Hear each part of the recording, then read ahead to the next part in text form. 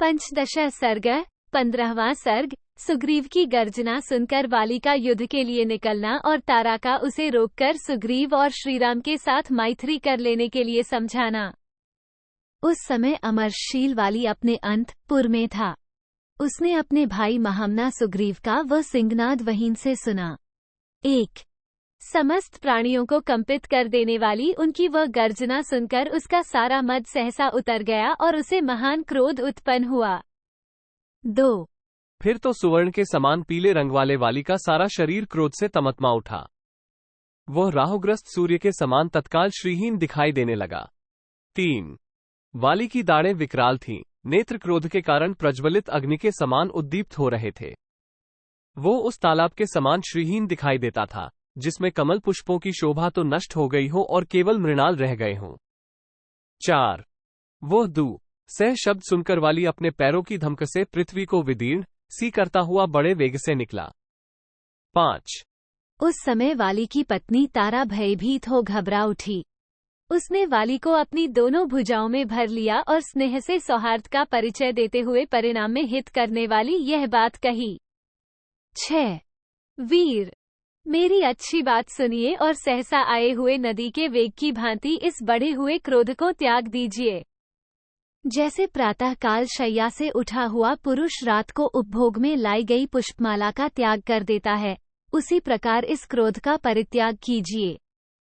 7 वानरवीर, कल प्रातः काल सुग्रीव के साथ युद्ध कीजिएगा। इस समय रुक जाइए। यद्यपि युद्ध में कोई शत्रु आपसे बढ़कर नहीं है और आप किसी से छोटे नहीं हैं, तथापि इस समय सहसा आपका घर से बाहर निकलना मुझे अच्छा नहीं लगता है। आपको रोकने का एक विशेष कारण भी है, उसे बताती हूँ, सुनिए।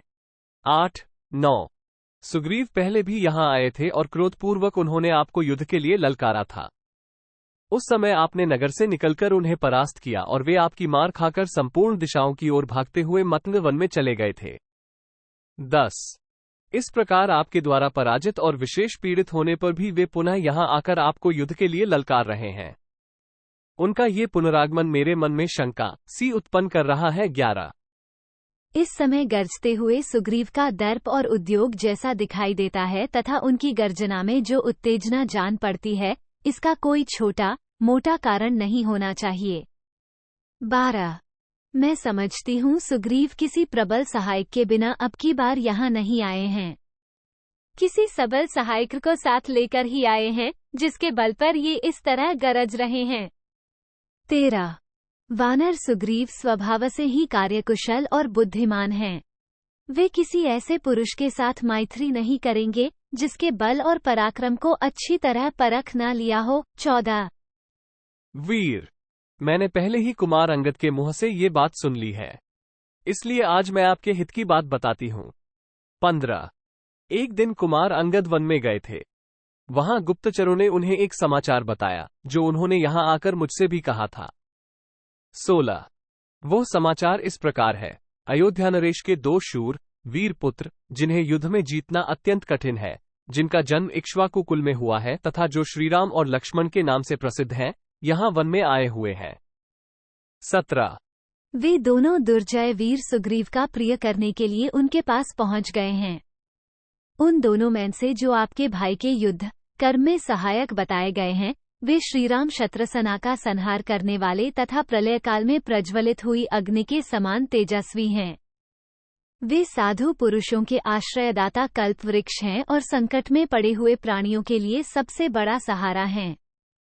18 1 9 आर्थ पुरुषों के आश्रय, यश के एकमात्र भाजन, ज्ञान विज्ञान से संपन्न तथा पिता की आज्ञा में स्थित रहने वाले हैं।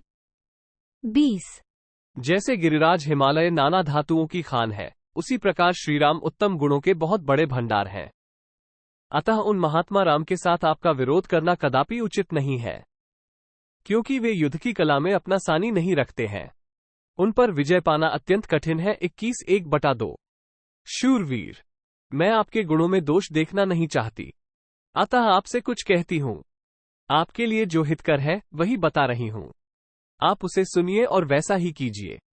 22 1/2 अच्छा यही होगा कि आप सुग्रीव का शीघ्र ही युवराज के पद पर अभिषेक कर दीजिए। वीर वानरराज, सुग्रीव आपके छोटे भाई हैं, उनके साथ युद्ध न कीजिए। मैं आपके लिए यही उचित समझती हूँ कि आप वैरभाव को दूर हटाकर श्रीराम के साथ सौहार्द और सुग्रीव के साथ प्रेम का संबंध स्थापित कीजिए। 24:1/2 वानर सुग्रीव आपके छोटे भाई हैं, अतः आपका लाड़ प्यार पाने के योग्य हैं। वे ऋष्मुकप रहें या किष्किंधा में, सर्वथा आपके बंधु ही हैं। मैं इस भूतल पर उनके समान बंधु और किसी को नहीं देखती हूँ। 25-26 आप दान, मान आदि सत्कारों के द्वारा उन्हें अपना अत्यंत अंतरंग बना लीजिए, जिससे वे इस वैरभाव को छोड़कर आपके पास रह सकें। 27 पुष्टग्रीव वाले सुग्रीव आपके अत्यंत प्रेमी बंधु हैं, ऐसा मेरा मत है। इस समय भ्रातृप्रेम का सहारा लेने के सिवा आपके लिए यहाँ दूसरी कोई गति नहीं है। 28 यदि आपको मेरा प्रिय करना हो तथा आप मुझे अपनी हितकारिणी समझते हो तो मैं प्रेमपूर्वक याचना करती हूँ, आप मेरी यह नेक सलाह मान लीजिए। 29 स्वामिन, आप प्रसन्न होइए, मैं आपके हित की बात कहती हूँ, आप इसे ध्यान देकर सुनिए, केवल रोष का ही अनुसरण न कीजिए। कौशल राजकुमार श्रीराम इंद्र के समान तेजस्वी हैं, उनके साथ वैर बांधना या युद्ध छेड़ना आपके लिए कदापि उचित नहीं है। उस समय तारा ने वाली से उसके हित की ही बात कही थी और ये लाभदायक भी थी, किंतु उसकी बात उसे नहीं रुची, क्योंकि उसके विनाश का समय निकट था और वह काल के पाश में बांध चुका था। 31 इत्यार्षे श्रीमद् रामायणे वाल्मीकि आदिकाव्य के किष्किंधा कांडे 15 सर्गा 15। इस प्रकार श्री वाल्मीकि निर्मित आर्ष रामायण आदिकाव्य के किष्किंधा कांड में 15वां सर्ग पूरा हुआ। 15